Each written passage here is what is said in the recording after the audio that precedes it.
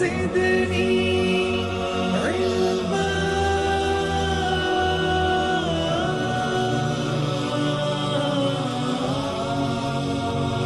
رب زدني علما ألف لام علم کی روشنی زندگی اعوذ باللہ من الشیطان الرجیم بسم اللہ الرحمن الرحیم وَإِذَا قُرِئَ الْقُرْآنُ فَاسْتَمِعُوا لَهُ وَأَنصِتُوا لَعَلَّكُمْ تُرْحَمُونَ۔ سورہ اعراف کی آیت نمبر 204 میں خدا ارشاد فرماتا ہے کہ جب بھی تمہارے سامنے قرآن کی تلاوت کی جائے تو اسے سنو اور خاموش رہو تاکہ مورد رحمت قرار پاؤ۔ ماہ مبارک رمضان کے ایام ہیں اور لوگ اس مبارک مہینے میں قرآن کی زیادہ تلاوت کرتے ہیں، تو لہٰذا میری ایک درخواست ہے، وہ یہ ہے کہ آپ قرآن کو صرف رمضان تک محدود نہ کریں، بلکہ جو دیگر مہینے ہیں ان میں بھی قرآن کے لیے ٹائم نکالیں۔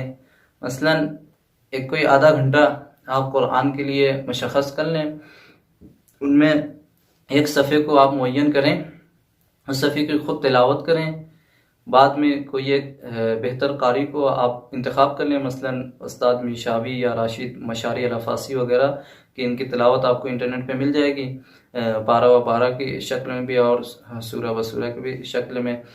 تو آپ جو ہے کوئی ایک کو قاری کو جو ہے منتخب کر لیں، ڈاؤن لوڈ کریں اس قاری کی ترتیلیں، بعد میں جو مطلب صفحہ آپ نے معین کیا اس صفحے کی خود تلاوت کریں، بعد میں جو قاری آپ نے معین کیا ہے اس قاری کی آڈیو ویڈیو کا آپ لگائیں، اسے سنیں، کم از کم 3 مرتبہ سنیں، اس لیے کہ دیکھیں تلاوت میں بہتری پڑھنے سے زیادہ سننے سے پیدا ہوتی ہے، یعنی جتنا آپ سنیں گے اتنی زیادہ آپ کی تلاوت میں بہتری پیدا ہوتی جائے گی۔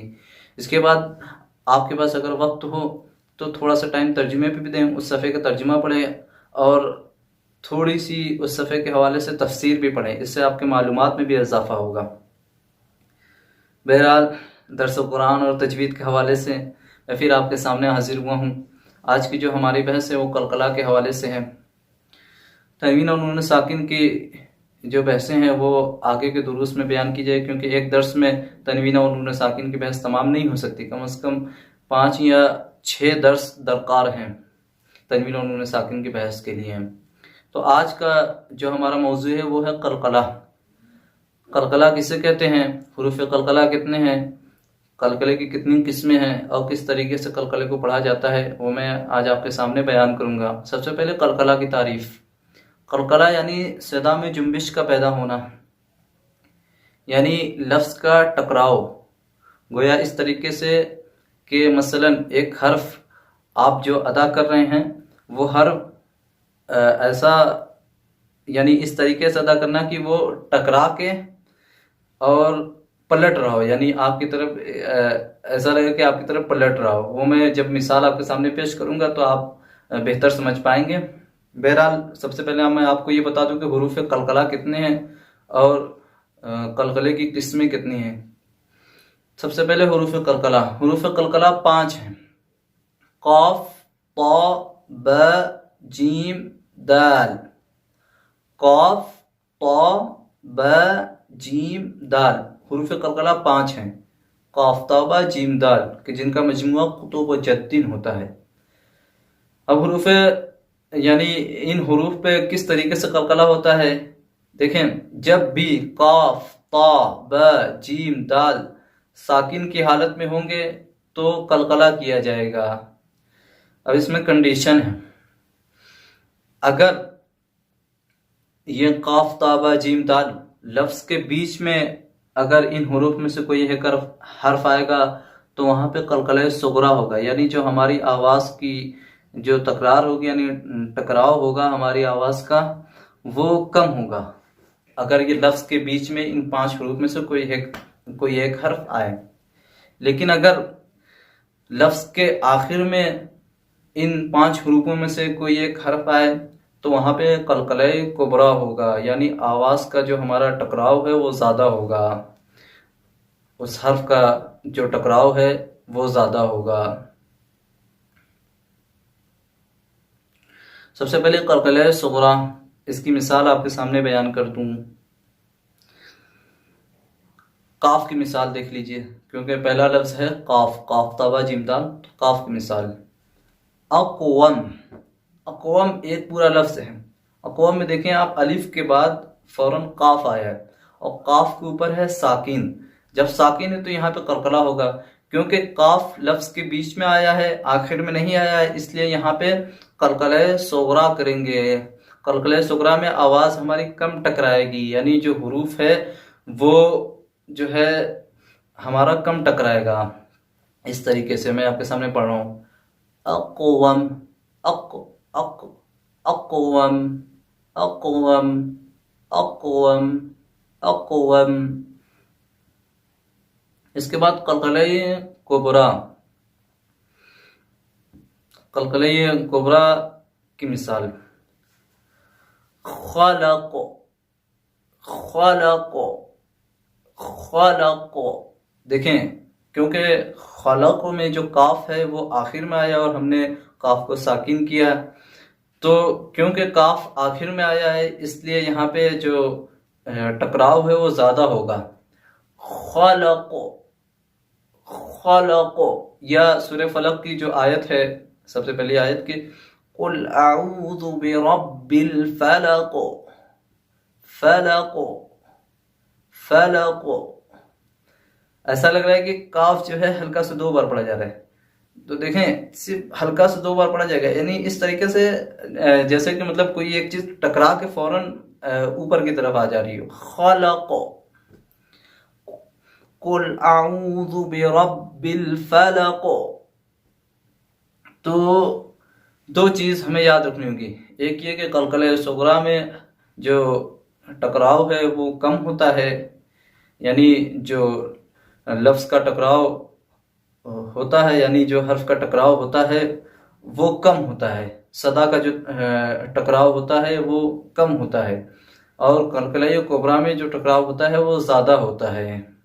دیکھیں جو بہتر لفظ استعمال کیا جاتا ہے قلقلے کے لیے اردو میں، اسے کہتے ہیں جنبش، لیکن جنبش شاید بعض لوگوں کو سمجھ میں نہ آئے، اس لیے میں بار بار ٹکراؤ کا لفظ آپ کے سامنے استعمال کر رہا ہوں تاکہ آپ لوگ بہتر سمجھ سکیں۔ تو 2 چیزیں ہو گئی قلقلے کے حوالے سے، قلقلہ صغریٰ، قلقلہ کبریٰ۔ اب میں قلقلہ صغریٰ کے حوالے سے جو لفظ آپ کے سامنے، جو حروف آپ کے سامنے بیان کیے، 5 حرف، ایک ایک کر کے میں آپ کے سامنے مثال پیش کرتا جاؤں گا۔ پہلے قلقلہ صغریٰ کی مثال، پھر اس کے بعد قلقلہ کبریٰ کی مثال۔ سب سے پہلے قاف کی مثال میں نے آپ کے سامنے بیان کر دی، اب طا کی مثال، قلقلہ صغریٰ طا کی مثال۔ اطعم، اطعم، الف کے بعد طا، طا پہ ساکن، کیونکہ لفظ جو ہے لفظ کے بیچ میں آیا ہے طا، اور طا حروف قلقلہ میں سے ہے، اس لیے یہاں پہ قلقلہ صغریٰ ہو گیا، یعنی یہاں پہ ٹکراؤ کم ہوگا۔ اطعم، اطعم۔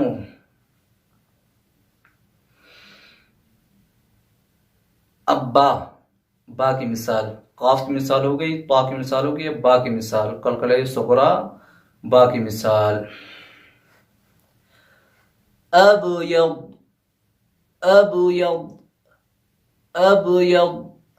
الف کے بعد با میں جو ہے ہلکا سا ٹکراؤ پیدا ہوا، ہلکا سا اس لیے پیدا ہوا کیونکہ قلقلہ صغریٰ یہاں پہ ہوگا، بے جو ہے لفظ کے بیچ میں آیا ہے۔ با کے بعد جیم کی مثال،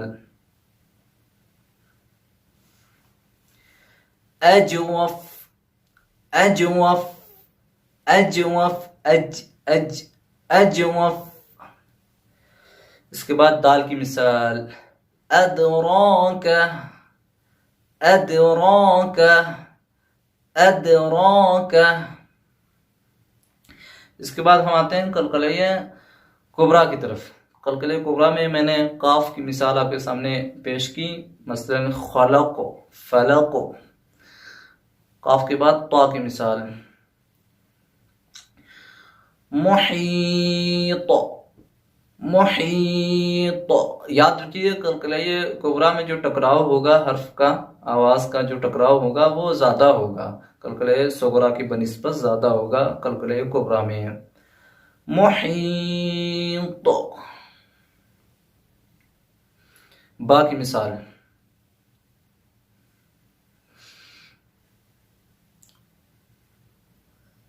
لہب.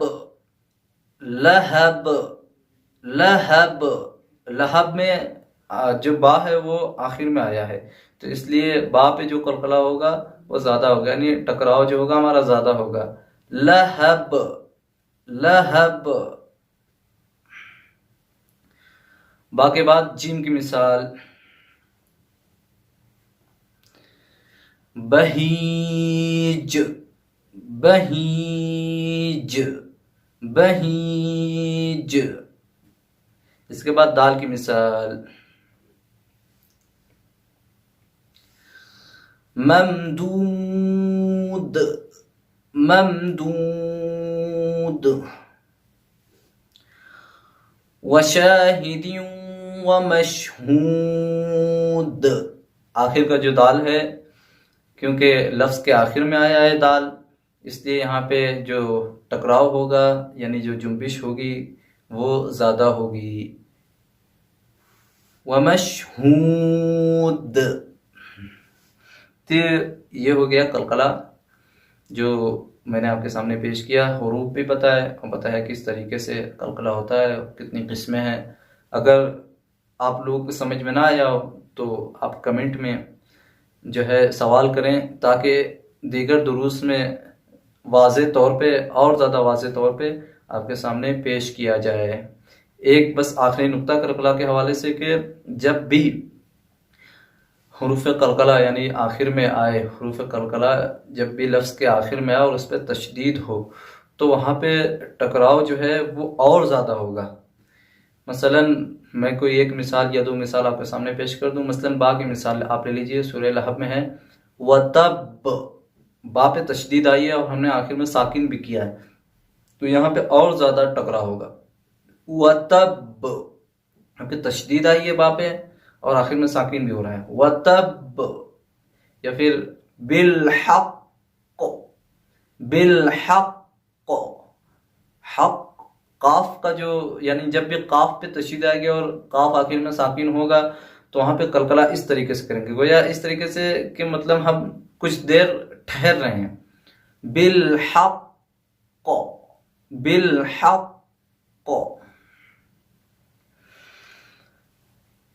میں آپ کے سامنے آج سورہ بروج کی چند آیات یعنی تقریباً 10 آیات کی تلاوت کروں گا، کیونکہ سورہ بروج کی جو آیتیں ہیں ان میں آخر میں قلقلہ ہوا ہے. جب ہم آخر میں ساکن کرتے ہیں تو قلقلے والے حروف آئیں اور قلقلہ ہوا ہے، تو لہٰذا قلقلے کی مشق کے لیے سورہ بروج بہتر ہے ہمارے لیے، یا پھر سورہ قاف پڑھیں، سورہ قاف بہتر ہے، یا پھر سورہ فلق کی تلاوت کی جائے. سورہ فلق بھی بہتر ہے کیونکہ سورہ فلق میں بھی کافی قلقلہ آیا ہے. سورہ بروج آپ کے سامنے پڑھوں گا 10 آیتیں. اعوذ باللہ من الشیطان الرجیم. بسم اللہ الرحمن الرحیم. والسماء ذات البروج واليوم الموعود وشاهد ومشهود. قتل أصحاب الأخدود النار ذات الوقود إذ هم عليها قعود وهم على ما يفعلون بالمؤمنين شهود. وما نقموا منهم إلا أن يؤمنوا بالله العزيز الحميد الذي له ملك السماوات والأرض والله على كل شيء شهيد. إن الذين فتنوا المؤمنين والمؤمنات ثم لم يتوبوا فلهم عذاب جهنم ولهم عذاب الحريق. صدق اللہ العلی العظیم. اللہم صل علی محمد وآل محمد وعجل فرجهم. وآخر دعوانا